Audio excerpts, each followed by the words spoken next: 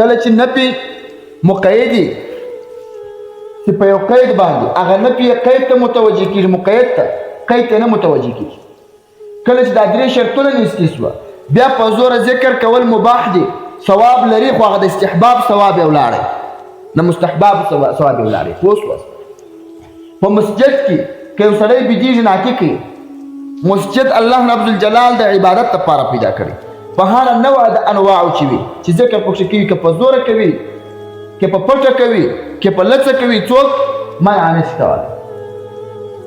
تاسو ته به بیا روایت راسي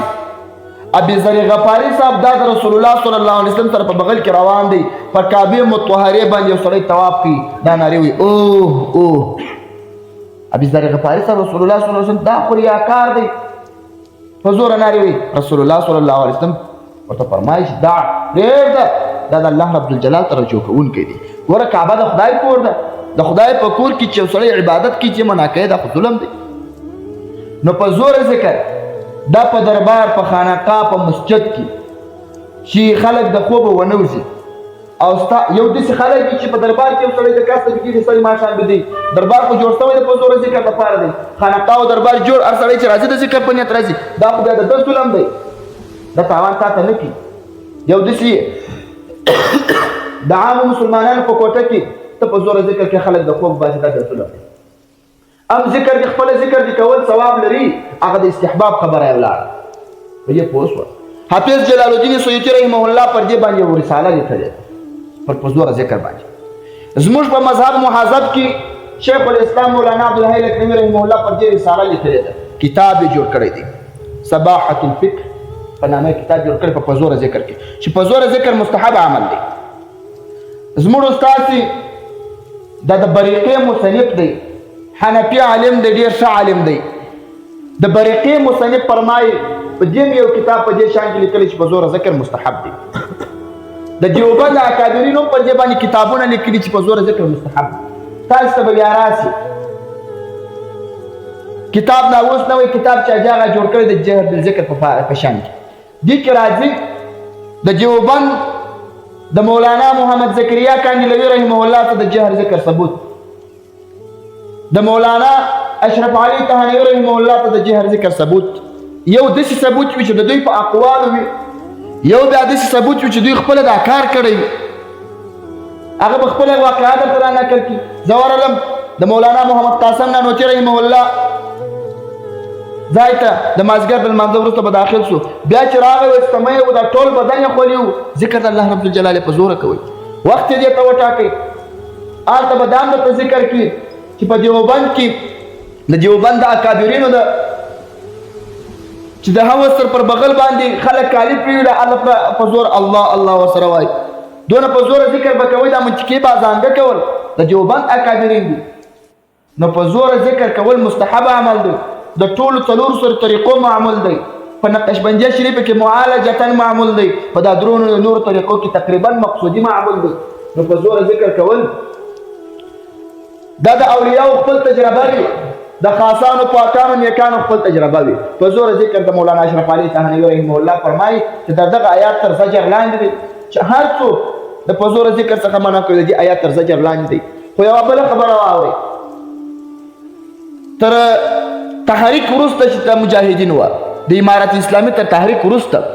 مخکې چې کوم مجاهدین وه د هغه مجاهدینو څخه فتوا جوړه شوې ده علما سره ټول شوي دي داسې د ذکر حلقې جوړول څنګه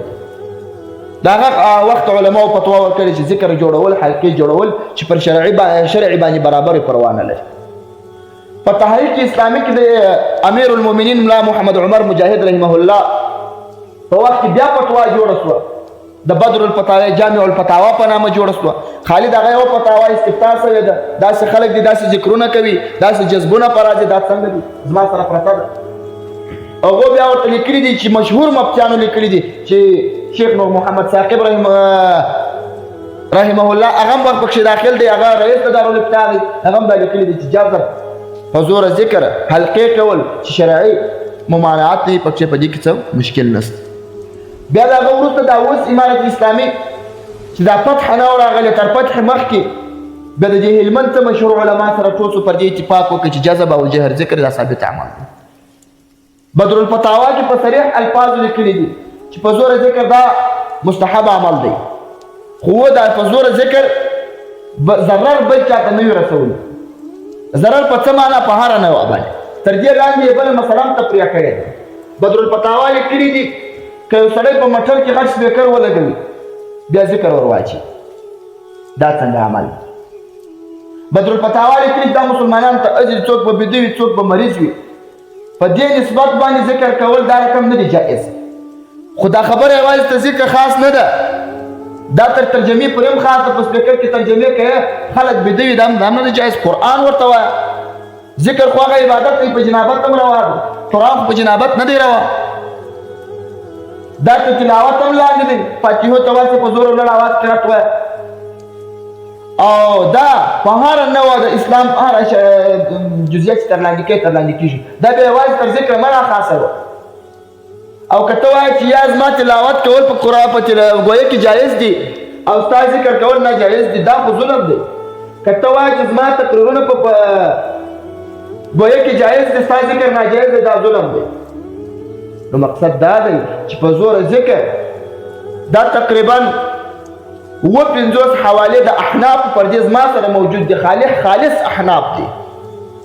چې هغه په زور ذکر قائل دي. بعضو خلکو چې منع کړې ده هغه د عامو خلکو لپاره منع ده، صوفیه حضراتو څخه منع نه ده راغلې، یا بعضو خلکو چې منع کړې ده هغه په خاصو ځایو کې منع ده. تاسو که د فتح القدر عبارت وګورئ هغه داسې فرمایي چې ملا سلام وګرځوي شاته دستي مقتدیان وایي الله اکبر الله اکبر الله اکبر، دغه الله اکبرونه هغه ورته وایي دغه الله اکبرونه بدعت دي. ځکه شاته چې سړی په رکعت کې ولاړ وي هغه نه پوهېږي چې ملا اوس بل رکعت ته ولاړ شو، دا خو هر کسه خو رکعت تېر دی چې اوس ملا بل رکعت ته ولاړ شو که سلام وګرځوي دغه ستا الله اکبرونه ته اجر رسوي. په لمانځه کې د خلکو اجر رسوي، دغه رقم ویل نه شي. او که ته داسې وایه چې اوس داسې خالص سره ناست شو الله اکبر ویل لا اله الا الله ویل هېڅ پروا نه کوي، یا د فتح القدر د عبارت دا معلومیږي د کوچني اختر عیدګاه ته روان په زور به الله اکبرونه نه وایه، ځکه چې دغه لمونځ او د لوی اختر لمونځ په تشبیه کې سره رانسي. هلته مولانا رشید احمد گنگوهی صاحب فرمایي هلته فتوا د امام ابو حنیفه رحمه الله پر کول نه ده، فتوا د یارانو پر کول ده. یاران وایي چې په زور یې وایه پروا نه کړي هر وخت یې وایه، بس هلته هم پروا نه کړي. داسې نو ډېر ځایونه راځي، داسې ته به تاسې ته راشي د خیره سره چې په زور ذکر منع دا ډېر ظلم دی. پر زور ذکر منع به نه کوي. د شریعت لحاظ به ورته راتاکي. موږ هم دا وایو چې په زور ذکر چې په دربار او خانقاه کې هېڅوک یې مخالفت نشي کولی، که په مسجد کې وي هېڅوک یې مخالفت نشي کولی. او که داسې وي چې یو څوک نوم د په زور ذکر اخلي او د کس ته غرض بل څوک وي، خلک د خوبه په باسي، خلک په ازاروي، نو بیا هغه نه پې د مستحب والي ځي. ذکر خپله ښه کار دی، ذکر په هر وخت کې ښه کار دی، هغه نه پې د مستحب والي ځي. دوی وخت راځي